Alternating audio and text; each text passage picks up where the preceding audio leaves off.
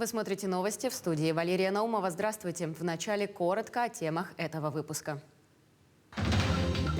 Быстро возводимые дамбы и авиация для мониторинга. В Якутии начинается подготовка к безопасному пропуску весеннего половодья. Доступность лекарств в отдаленных и арктических районах. В Ултумыне прошел круглый стол на тему обеспечения труднодоступных территорий препаратами. Экологичная экипировка. Состоялась церемония подписания договора о партнерстве между Комитетом игр «Дети Азии» и брендом одежды.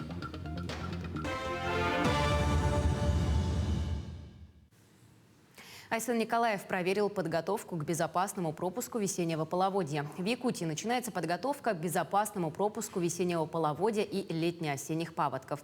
Готовятся материальные ресурсы, планируются мероприятия по ослаблению прочности льда. Также запланирован ремонт гидротехнических сооружений и берегоукрепительные работы. Глава республики дал поручение по превентивным мерам, а также распорядился принять меры долгосрочного характера, касающиеся защиты населенных пунктов. В 2022 году будет расширена номенклатура материального резерва для предупреждения и ликвидации ЧС. Приобретены быстро возводимые дамбы. По аналогии с прошлым годом будет применена авиация для мониторинга паводковой обстановки. Планируется также использовать данные спутникового мониторинга. Вопросы по реализации благоустройства инженерной инфраструктуры земельных участков, предоставленных многодетным семьям в республике, обсудили сегодня на правительственном часе. Члены Государственного собрания и руководители министерств и ведомств отметили актуальность данной темы. На сегодняшний день заявки на получение земельных участков подали более 25 тысяч семей. Из них землю получили более 10 тысяч. Земельные участки выдаются в основном без коммунальной инфраструктуры. В прошлом году этим было обеспечено 470 участков. В текущем году планируется благоустроить 230. Для того, чтобы обеспечить все выданные земельные участки благоустройством, необходимо 4 миллиарда рублей. Мы уже из года в год ставим этот вопрос, и все депутаты поддерживают, чтобы действительно вот на эти цели были предусмотрено достаточно средств. Это раз. Второе. Мы, как народные депутаты, инициировали закон, он уже принят, чтобы расширить вот применение республиканского материнского капитала «Семья» на применение на инженерную инфраструктуру. То есть семья многодетная может свой республиканский материнский капитал использовать для того, чтобы сделать инженерную инфраструктуру, соответственно, воду, газ, свет провести. Это вот наш вклад. Необходимо разработать дорожную карту в первом квартале этого года, чтобы как-то видеть, вот как вообще будут решаться эти проблемы. Вопросы доступности лекарств в отдаленных и арктических районах республики обсудили в Госсобрании Ултумы. Круглый стол на тему бесперебойного обеспечения труднодоступных территорий препаратами собрал представителей всех важных отраслей. В первую очередь Минздрава, Минтранспорта и Государственного комитета по ценовой политике Якутии. В 2020 году в республике вышел закон об основном режиме завоза товаров жизнеобеспечивания. В него вошли и жизненно важные лекарства. Чтобы в отдаленных районах не было проблем с поставкой лекарств, разработали план завоза. Как по ЖД-пути через Нижний Бестях и дальнейшую транспортировку, а также по Северному морскому пути. На профильном комитете рассмотрят вопросы более детально, а сейчас члены круглого стола и депутаты Госсобрания внесли свои рекомендации. Включили механизм обеспечения через медицинские организации, то есть центральные районные больницы, потому что во всех центральных у нас районных больницах, улусах районах, у них имеются лицензии, в том числе законом сегодня разрешено территориально обособленные подразделения тех центральных районных больниц. Мы рекомендуем, чтобы определить уполномоченного оператора по республике. У нас такой оператор имеется, Сахафармация.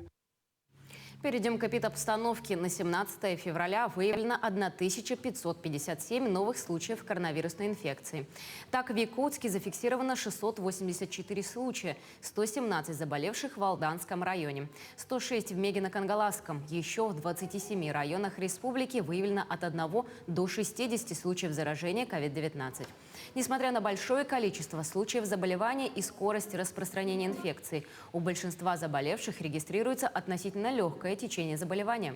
Указанное обусловлено в первую очередь вакцинацией против коронавирусной инфекции. К слову говоря, всего 40% всех выявляемых случаев коронавируса в республике связаны с распространением дельта-штамма. Анализ эпидситуации показывает, что в районах из-за циркуляции дельта-штамма имеется высокий риск госпитализации невакцинированных граждан пожилого возраста и лиц с хроническими заболеваниями. В связи с этим Айсен Николаев поручил обеспечить в районах достаточный объем тестирований, усилить медицинское наблюдение за лицами, входящими в группу риска. При необходимости предоставлять медицинские услуги в удаленном формате. К другим темам. В режиме видеоконференции отчет правительства прошел в Верхневилюйске. Участвовало почти 200 человек, большинство в дистанционном формате. Главы наслегов, руководители организаций и общественники Верхневилюйского улуса выслушали отчет от заместителя председателя правительства Республики Саха-Якутия Сергея Местникова, после чего приступили к интересующим их вопросам. Министры сразу же подробно на них ответили. В целом, руководители Верхневилюйского улуса остались довольны выслушанным отчетом. Видеоконференция длилась 3 часа. В онлайн-формате все главы наслегов участвуют. Там не только главы, но и депутаты, и руководители учреждений. Все активно поучаствовали. И получили очень доскональные, хорошие ответы со стороны правительства. Но есть некоторые вопросы, которые потом нам в письменном виде отправят. И население оценило работу правительства на хорошо. В Хангаласском улусе стартовал месячник по регулированию численности безнадзорных животных. Так, в поселениях района надзорными органами проводятся подворовые обходы. Внимание уделяется правилам содержания домашних животных. Например, проверяющие смотрят, на привязи или нет собака, прошла ли она регистрацию, вакцинацию и так далее. Также проверяются документы на домашних кошек и котов. В случае выявления нарушения хозяева получают рекомендации по их устранению. Если рекомендации не будут выполнены в определенный срок, назначается штраф. Проверяющие уже посетили села Тихтюр, Актемцы, Ой, Улах-Ан, обошли около 200 дворов.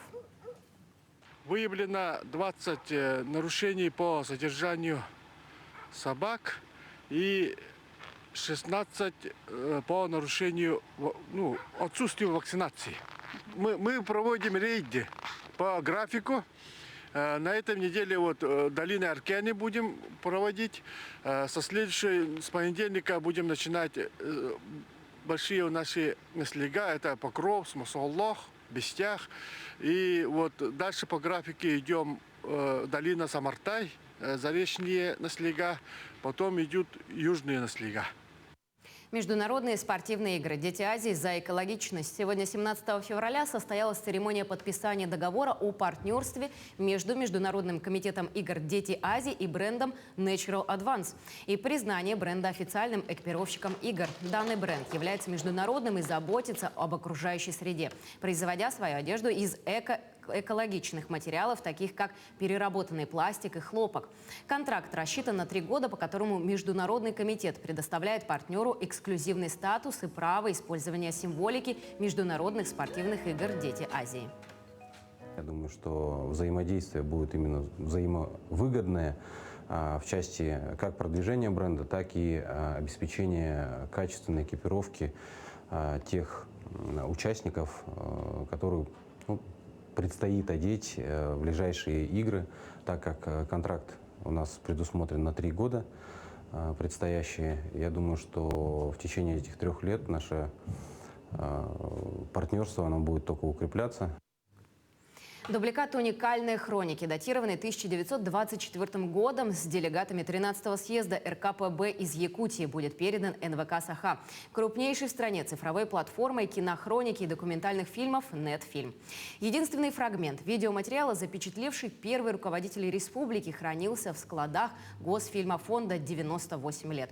Оригинал позитива 35-миллиметровой кинопленки первой увидела съемочная группа нашего телеканала. Подробнее в сюжете Туяры Константиновой.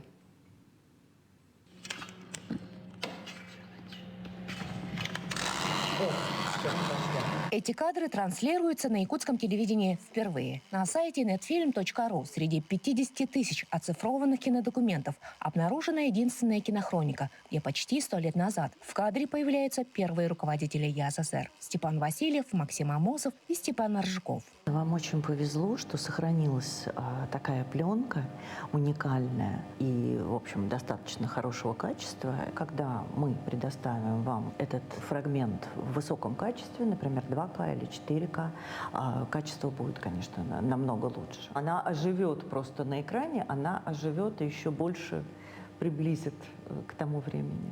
Нам нужны были какие-то необычные, еще нигде не использованные кадры хроники.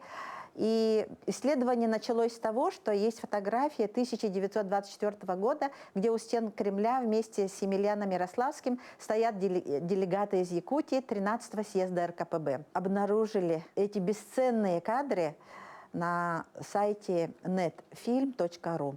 Эти все тоже систематизированы, то есть, чтобы найти там какую-нибудь определенную коробку, вбивается там, например, ее название, да, как бы, и уже оттуда ее достаем и идем цифровать. На сайте компании netfilm.ru можно найти крупнейшую коллекцию кинохроники, дореволюционные съемочные материалы, советский период и современное стоковое видео. Оцифровка пленок происходит в видеосекторе на высокоточном скоростном лазерном сканере. Здесь же в складах хранятся тысячи километров киноархива. Пленка может быть 16 миллиметров, 35 миллиметров.